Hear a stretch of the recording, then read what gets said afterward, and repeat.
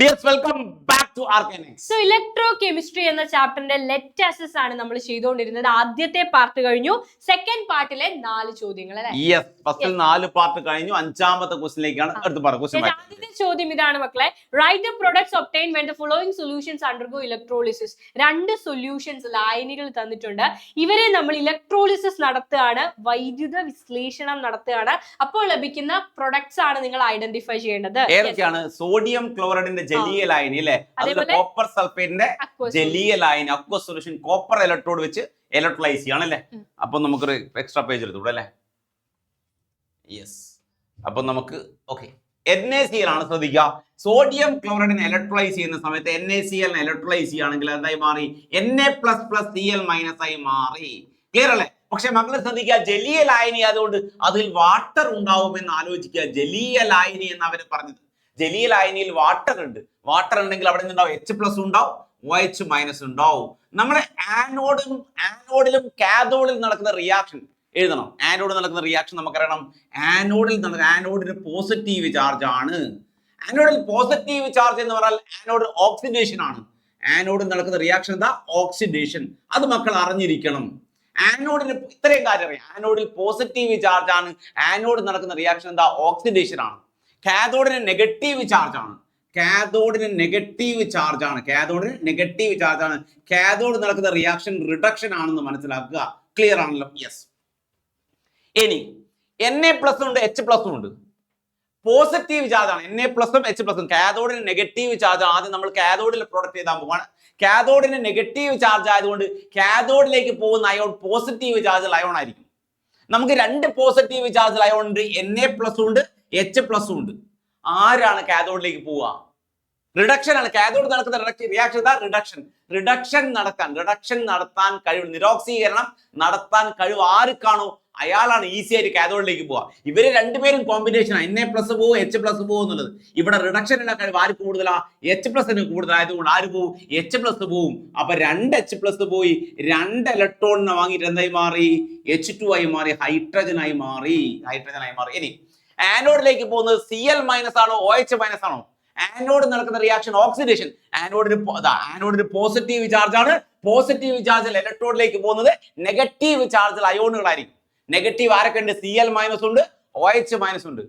ആർക്കാണോ ഓക്സിഡേഷൻ കഴിവ് കൂടുതൽ അയാളാണ് എന്ത് ചെയ്യുക? ആനോഡിലേക്ക് പോവുക. ഇവിടെ Cl- ഓക്സിഡേഷൻ കഴിവ് കൂടുതലുള്ളത്. അപ്പൊ 2 Cl- എന്തായി മാറി? Cl2 ആയി മാറി. എങ്ങനാ? 2 ഇലക്ട്രോണിന് വിട്ടുകൊടുത്ത്. ക്ലിയർ അല്ലേ? യെസ്. ഇനി നമുക്കുള്ളത് കോപ്പർ സൾഫേറ്റ് ആണ്. Aqueous solution of copper sulphate ആണ്. കോപ്പർ സൾഫേറ്റ് എന്തായി മാറും? Cu2+ഉം SO4 ആയി മാറി. കോപ്പർ സൾഫേറ്റ് അല്ലേ? പക്ഷെ അക്വസ് സൊല്യൂഷൻ അവർ പറയുന്നത് അക്വസ് സൊല്യൂഷൻ ജലീയ ലായനി എന്ന് പറയുന്നതുകൊണ്ട് അവിടെ H2O കൂടി ഉണ്ട്, H+ഉം OH- ഉണ്ട്. ക്ലിയർ? യെസ്. ഇനി കാഥോഡ് നടക്കുന്ന റിയാക്ഷൻ നമുക്കിവിടെ ഒരു ലൈൻ വരയ്ക്കാം. കാഥോഡിന് നെഗറ്റീവ് ചാർജ് ആണ്. കാഥോഡ് എന്ത് ചാർജാ? നെഗറ്റീവ് ചാർജ് ആണ്. സോ കാഥോഡിലേക്ക് പോകുന്ന അയോണിന് പോസിറ്റീവ് ചാർജ് ആയിരിക്കും. ഏത് അയോണ? H+ പോവോ Cu2+ പോവോ വെച്ചാൽ റിഡക്ഷൻ. കാഥോഡിൽ എന്താ? റിഡക്ഷൻ ആണ് നടക്കുക. റിഡക്ഷന് കഴിവ് കൂടുതൽ ആർക്കാണോ ഉള്ളത്? H+നാണോ Cu2+നാണോ റിഡക്ഷൻ കഴിവ് കൂടുതൽ വെച്ചാൽ Cu2+ന് റിഡക്ഷൻ കഴിവ് കൂടുതലാണ്. സോ Cu2+ എന്ത് ചെയ്യും? 2 ഇലക്ട്രോണിനെ വാങ്ങും. 2 പോസിറ്റീവ് ചാർജ് അല്ലേ? 2 പോസിറ്റീവ് ചാർജ് ഉണ്ടെങ്കിൽ 2 നെഗറ്റീവ് ഉണ്ടെങ്കിൽ ചാർജ് 0 ആവുള്ളൂ. 2 ഇലക്ട്രോണിനെ വാങ്ങി കോപ്പറായി മാറി. ക്ലിയർ ആണ്? അപ്പൊ H+നാണോ Cu2+നാണോ റിഡക്ഷനുള്ള കഴിവ് കൂടുതൽ വെച്ചാൽ റിഡക്ഷനുള്ള കഴിവ് Cu2+ന് കൂടുതലാ ആരെക്കാളും, H+നേക്കാളും. സോ Cu2+ വാങ്ങി. ഇനി ആനോഡിൽ, ഇവിടെയാണ് ആനോഡ്. ശ്രദ്ധിക്കുക, ആനോഡ് എന്ത് ചാർജാ? പോസിറ്റീവ് ചാർജ് ആണ്. ക്ലിയർ അല്ലേ? യെസ്. അപ്പൊ നമ്മൾ ചിന്തിക്കുക ആനോഡിൽ എന്താ? ആനോഡിൽ OH- പോവോ SO4 പോവോ എന്നുള്ളൊരു ചോദ്യം വരും. പക്ഷേ അവിടെ കോപ്പർ ഇലക്ട്രോഡ് ഉപയോഗിച്ചാണ് ഓക്സിഡൈസ് ചെയ്യുന്നത്. ഉപയോഗിച്ചാൽ കോപ്പർ ഇലക്ട്രോഡ്. ഒരു മെറ്റൽ ഇപ്പൊ copper sulphate, copper sulphate dip ചെയ്ത് വെക്കുക. കോപ്പർ സൾഫേറ്റിൽ കോപ്പർ റോഡാണ് ഡിപ്പ് ചെയ്ത് വെച്ച്. സോ ഈ 2 അയോണും അല്ല പോവുക, കോപ്പർ സെൽഫായിട്ട് എന്ത് ചെയ്യും? ഓക്സിഡൈസ് ചെയ്യും. കോപ്പർ എന്തായി മാറി? കോപ്പർ 2 ഇലക്ട്രോൺ വിട്ടുകൊടുത്ത് കോപ്പർ 2++2 ഇലക്ട്രോൺ ആയി മാറി. ഒരു സ്പെഷ്യൽ കേസ് ആണ്. സാധാരണ നെഗറ്റീവ് ചാർജിൽ അയോണല്ലേ പോകേണ്ടത്. ആരാ പോകേണ്ടത്? OH- അല്ലെങ്കിൽ SO4 ആണ് പോകേണ്ടത്.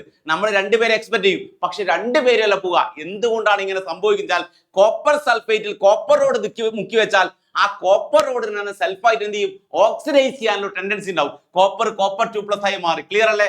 ഒരു സ്പെഷ്യൽ കേസ് ആണ് ഈ ആൻസർ, ശ്രദ്ധിക്കണേ. ഓക്കെ, അടുത്ത ക്വസ്റ്റിലേക്ക് പോകാൻ. യെസ്, അപ്പോ കുറച്ച് ടഫ് ആയിട്ടുള്ള ക്വസ്റ്റൻ ആണ്, മക്കൾ ശ്രദ്ധിക്കുക. അടുത്ത ചോദ്യം ഇതാണ്. ബ്രാസ് എന്ന് പറയുന്നത് സിങ്കിന്റെയും കോപ്പറിന്റെയും ഒരു അലോയി, പിച്ചളയാണ് ബ്രാസ്. അത് ആരുടെ അലോയി ആണ്? സിങ്കും കോപ്പറും ചേരുന്ന ഒരു ലോഹ സങ്കരമാണെന്ന് പറയുന്നുണ്ട്. ഇതിനെ നമ്മൾ സലൈൻ വാട്ടറുമായിട്ട് കോണ്ടാക്റ്റിൽ കൊണ്ടുവരികയാണ്. അങ്ങനെ കോണ്ടാക്റ്റിൽ കൊണ്ടുവരുന്ന സമയത്ത് എന്ത് സംഭവിക്കും? ഇതിന് കൊറോഷൻ, നമ്മുടെ മെറ്റലിന് കൊറോഷൻ സംഭവിച്ച് സിങ്ക് ഗ്രാജുവലി ഡിസോൾവ് ചെയ്ത് സൊല്യൂഷനിലേക്ക് പോകും എന്നാണ് പറയുന്നത്.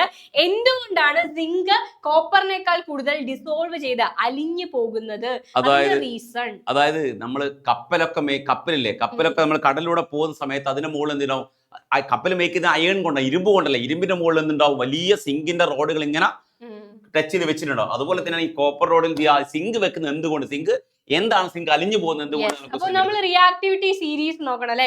റിയാക്ടിവിറ്റി സീരീസ് നോക്കുകയാണെങ്കിൽ സിങ്ക് ആണോ കോപ്പർ ആണോ ടോപ്പിൽ വരുന്നത്? തീർച്ചയായും സിങ്ക് ആണ് ടോപ്പിൽ വരുന്നത്, ആരെക്കാളും കോപ്പറിനേക്കാളും അല്ലെ? അതുകൊണ്ട് തന്നെ സിങ്കിന് എന്തിനുള്ള കഴിവ് കൂടുതലായിരിക്കും? ടോപ്പിൽ വരുന്ന ആൾക്ക് ഓക്സിഡേഷൻ അണ്ടർഗോ ചെയ്യാനുള്ള കഴിവുണ്ട്. അപ്പൊ ഇലക്ട്രോൺസിനെ വിട്ടുകൊടുക്കല്, ഇലക്ട്രോൺസിനെ നശിക്കാനുള്ള കഴിവുണ്ട്. ഒറ്റ വാക്കിന് പറഞ്ഞാൽ നശിക്കാൻ വന്നാലും ഇലക്ട്രോൺസിനെ കൊടുക്കാനുള്ള കഴിവുണ്ട്. അയാൾ ഒന്നും നോക്കില്ല, അയാൾ വിട്ടുകൊടുക്കുക, അയാൾ സ്വയം നശിക്കും. അതാണ് പ്രശ്നം സിങ്കിന്റെ കാര്യം. അപ്പൊ സിങ്ക് ഇലക്ട്രോണിനെ വിട്ടുകൊടുക്കുന്നു, ഓക്സിഡേഷൻ അണ്ടർഗോ ചെയ്യുന്നു, ഓക്സീകരണം നടക്കുന്നു. അതുകൊണ്ടാണ് സിങ്ക് എന്ത് ചെയ്യുന്നത്? പെട്ടെന്ന് തന്നെ ഡിസോൾവ് ചെയ്ത് അലിഞ്ഞ്, അതായത് കോപ്പർ റോഡിന് മുകളിൽ കോപ്പർ വലിയ കോപ്പർ പൈപ്പിനുള്ളിൽ സിങ്കിന്റെ റോഡ് കെട്ടി വെച്ചാൽ ആ സിങ്ക് റോഡ് നശിച്ചു പോകും. പക്ഷെ ആര് പ്രൊട്ടക്ട് ചെയ്യപ്പെടും? കോപ്പർ പ്രൊട്ടക്ട് ചെയ്യപ്പെടും. കാരണം സിങ്ക് നശിച്ചു പോകും അല്ലെ? സിങ്ക് അലിഞ്ഞു പോകും. അടുത്ത ചോദ്യം ഈസി ആയ ചോദ്യമാണ്. നമ്മൾ ഡെയിലി ലൈഫിൽ യൂസ് ചെയ്യുന്ന സെല്ലുകളുണ്ട്. ആ സെല്ലിനെ പ്രൈമറിന്നും സെക്കൻഡറിന്നും രണ്ടായിട്ട് ക്ലാസിഫൈ ചെയ്യാൻ വേണ്ടിയിട്ടാണ് പറഞ്ഞിരിക്കുന്നത്. അത് റീചാർജ് ചെയ്യാൻ പറ്റാത്തത് പ്രൈമറി, റീചാർജ് ചെയ്യാൻ പറ്റുന്നത് സെക്കൻഡറി സെൽ. അപ്പൊ പ്രൈമറിക്ക് എക്സാമ്പിൾ ആണ് നമ്മൾ ക്ലോക്കിൽ യൂസ് ചെയ്യുന്നത് ബാറ്ററി അല്ലെ, റിമോട്ടിൽ യൂസ് ചെയ്യുന്നത്, ടോയ്സിലൊക്കെ യൂസ് ചെയ്യുന്നത് പ്രൈമറി സെല്ലുകളാണ്. അവര് നമുക്ക് റീചാർജ് ചെയ്യാൻ പറ്റില്ല. ക്ലോക്കിലെ ബാറ്ററി റീചാർജ് ചെയ്യാൻ പറ്റില്ല. നമ്മുടെ വാച്ചിൽ ഉപയോഗിക്കുന്ന ബാറ്ററി അല്ലേ, റീചാർജ് ചെയ്യാൻ പറ്റില്ല. അത് മെർക്കുറി സെല്ലാണ്. അല്ല, ഓർത്താ മതി. ക്ലോക്കിൽ ബാറ്ററി തീരുമാനിക്കുന്ന റീചാർജ് ചെയ്യല്ലോ, പുതിയ ബാറ്ററി വാങ്ങുമല്ലേ ചെയ്യാം. യെസ്, അപ്പൊ അതിന് എക്സാമ്പിൾ എന്ന് പറഞ്ഞാൽ ഡ്രൈ സെൽ ഉണ്ട്, മെർക്കുറി സെൽ ഉണ്ട്.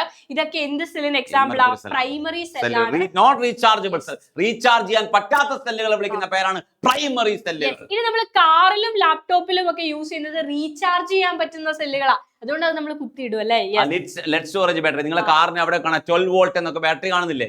നിങ്ങൾ ഫോണൊക്കെ ചാർജ് ചെയ്യാൻ കൊടുക്കുന്നുണ്ടല്ലേ? അതേപോലെ ലിത്തിയം അയോൺ ബാറ്ററി ഒക്കെ നിങ്ങൾക്ക് പഠിക്കാനുണ്ട്.